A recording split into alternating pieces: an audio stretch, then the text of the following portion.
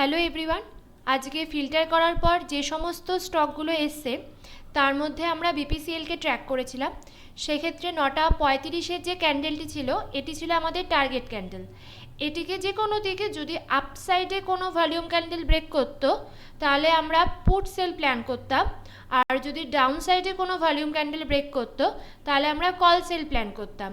তো 9:35-এর ক্যান্ডেলটিকে ডাউন সাইডে volume candle break করায় আমরা কল সেল প্ল্যান করি। তো 640 এটি ছিল আমাদের স্ট্রাইক প্রাইস। তো ট্রেডটিতে এন্ট্রি হয় হচ্ছে 9:50-এর ক্যান্ডেল, আর ট্রেডটি এক্সিকিউট হয় হচ্ছে 10:05-এর ক্যান্ডেল। ট্রেডের রেজাল্ট অলরেডি টেলিগ্রাম চ্যানেলে প্রোভাইড করা রয়েছে। টেলিগ্রাম চ্যানেলের লিঙ্ক আমাদের চ্যানেলের পিন কমেন্টে দেওয়া রয়েছে, আপনারা চাইলে দেখতে পারেন। আমরা শুধুমাত্র আমাদের কাজের রেজাল্টটুকু আপনাদের সাথে শেয়ার করছি, কোনো রকম কল আমরা প্রোভাইড করছি না। বিপিসিএলে আজকে যে ট্রেডটাতে এন্ট্রি নিয়েছিলাম সেই ট্রেডটা আমাদের ফেভারেই গেছে, তার রেজাল্ট আপনারা টেলিগ্রাম চ্যানেলে পেয়ে যাবেন।